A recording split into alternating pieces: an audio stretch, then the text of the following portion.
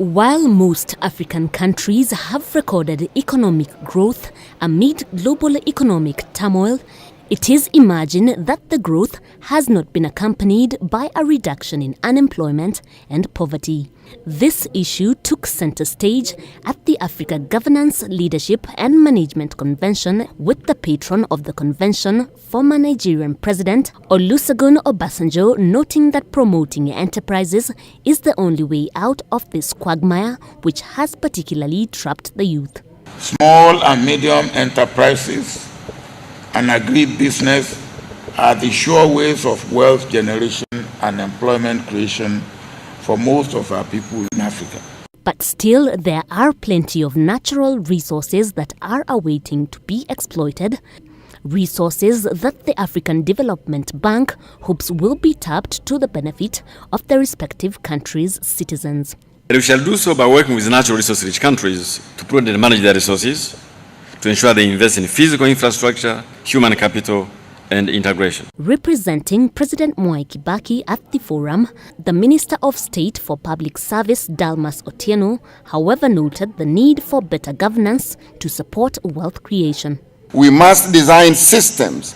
We must have the legislation, including the constitutions, that will stop the reckless and careless scramble for power in Africa. This was said during the third Africa Governance and Leadership Conference, which brought together at least 300 African business leaders and policymakers.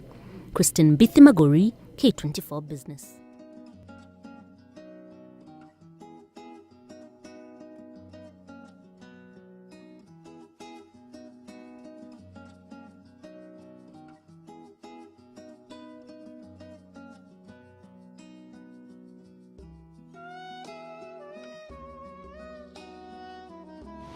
And indeed, I'm actually seriously encouraged by the fact that you are discussing as Kenya Institute of Management, Governance, Leadership and Management in 2010, and trying to look at what this whole thing means to Africa, whether indeed we can claim the 21st century. The 19th century belonged to Europe and America. Brazil, Russia, India, China, Southeast Asia took the 20th century. Africa entered the 20th century, not even the 21st century, a poor and a colonized region. Can Africa therefore claim the 21st century? My central message to us this afternoon, or say this morning, this afternoon, is that yes, it can be done.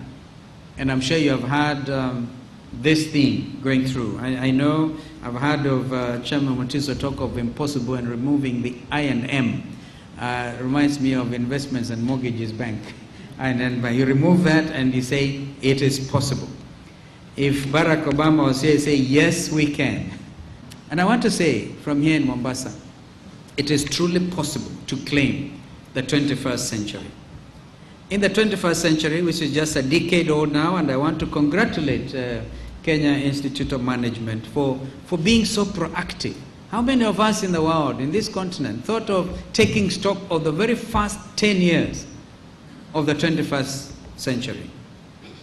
But you were able to think, and I think no wonder that even the UNDP and UN system were able to join you in addressing the very critical matter of MDGs.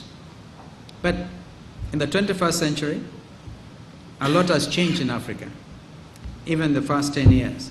We all know that education has spread. Education has been phenomenal. Life expectancy, has it increased or has it decreased? That is a matter that if you were to continue, I would have wanted to challenge you.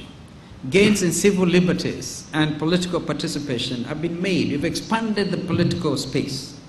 Africa has enormous unexploited resources, even we now begin seriously. And yet Africa has also the experience with several development paradigms. Many African countries have made important social and economic reforms. In Kenya, we have the economic takeoff blueprint called Vision 2030, Our friends in Rwanda, I don't know whether there are delegates from Rwanda, even are more optimistic. They're talking of Vision 2020, as well as in Tanzania, where they've also given themselves that benchmark of 2020, to name just but a few. Even Zambia, actually, are talking about Vision 2030. So it's like the whole of the African continent, in order to claim this millennium, is up in arms against obstacles that they have all identified and want to be able to move forward.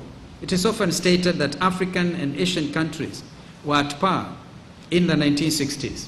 Indeed, the Kenyan, the Ghanaian, and the South Korean economies were comparable.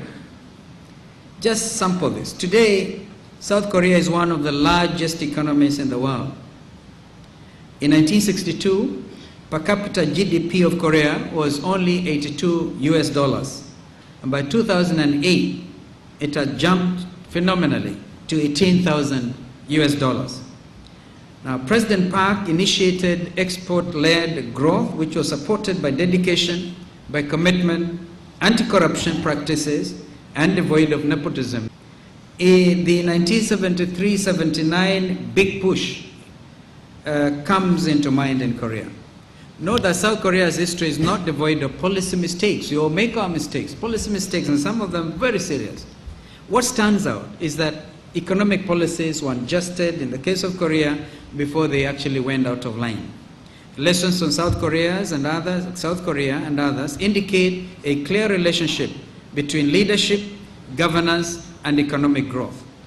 The impediments to sustained economic growth in Africa are mainly attributable to bad leadership, which leads to bad governance.